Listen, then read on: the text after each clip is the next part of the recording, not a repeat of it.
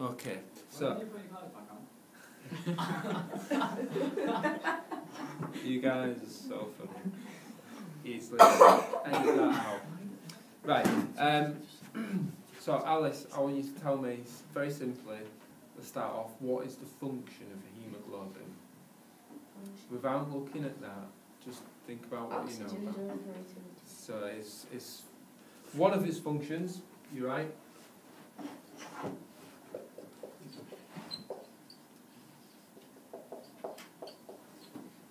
Oxygen delivery. We're talking about taking oxygen to the tissues. Tom, tell me another function of haemoglobin. Carries CO2.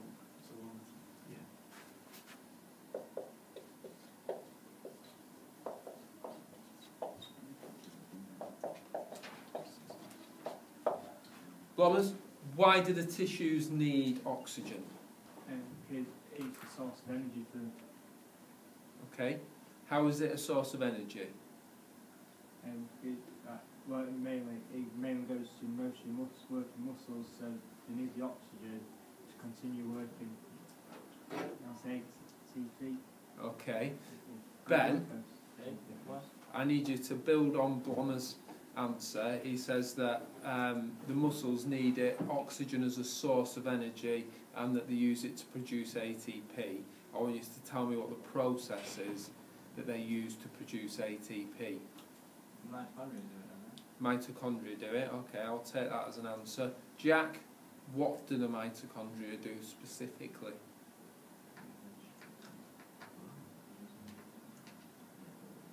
I'm looking for a name of a process.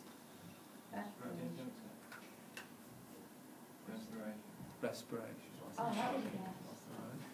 Respiration.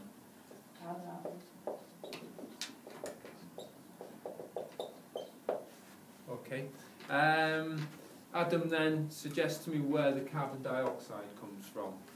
Carbon dioxide is the waste product from the mitochondria producing oxygen. Good stuff. So carbon dioxide, waste product of respiration. Yeah? And haemoglobin's involved in both processes because it supplies the oxygen and it gets rid of the carbon dioxide, doesn't it? Right then. A little more difficult. Jack, because I know that you've been working away on this, seen your notes. Describe what kind of a molecule haemoglobin is. It's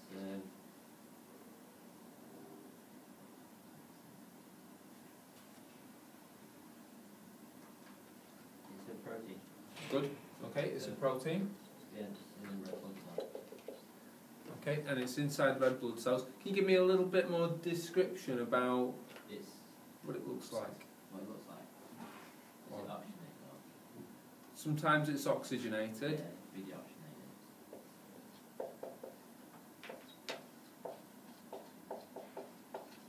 Alright, sometimes it's oxygenated. But what actual shape is the protein? How could we describe its structure?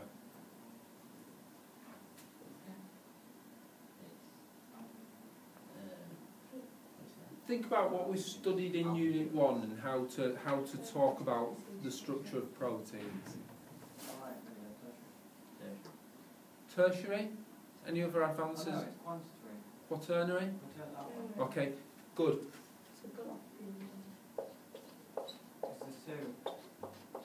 How many is there? Two different types. There's 4 different polypeptide chains joined together. 2 out here and 2 here. Okay.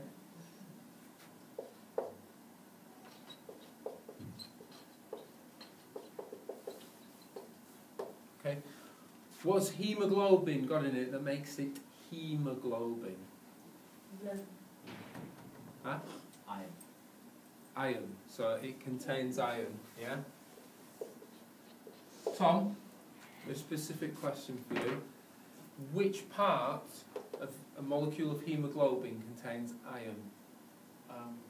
The heme part of it. The heme part of it. So it's contains 4 iron atoms which are contained in groups called heme groups. Okay?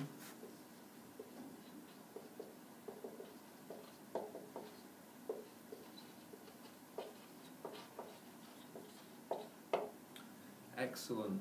Which part of the molecule, Blommers, does oxygen bind to?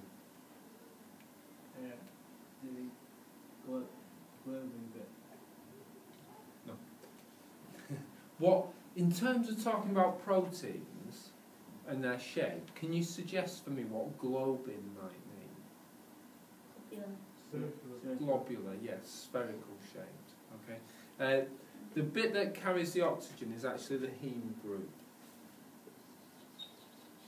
So the globin is the whole thing? Yeah. Or heme groups? Yeah. That's right.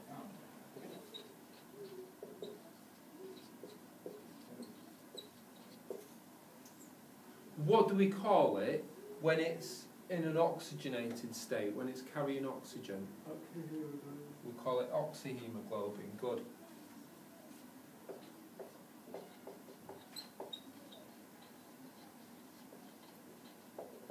So, Alice, if when it's carrying oxygen it's oxyhemoglobin, what might it be when it's carrying carbon dioxide? That's a good suggestion because we've not got any oxygen. Carbon. So it's got some for it's got carb. No, it's not. It's you're nearly right, Ben. It's Carbon dioxyhemoglobin. it's carboxyhemoglobin. Yeah. It doesn't say that, yeah. What does it say on there? The oxyhemoglobin. Yeah, that's just when the oxygen one hasn't got oxygen. And it's just carrying hydrogen. It doesn't say the carboxyl. Yeah. So I suppose there's three different forms that it can exist in.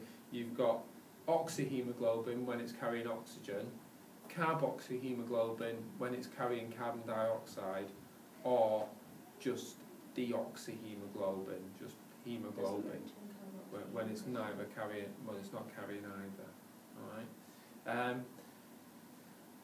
Virtually all the time in your body, it will either be carrying oxygen, so it'll be oxyhemoglobin, or it will be carrying either carbon dioxide, in which case it's carboxyhemoglobin, or sometimes carbon monoxide as well. Mainly if you're smoking it.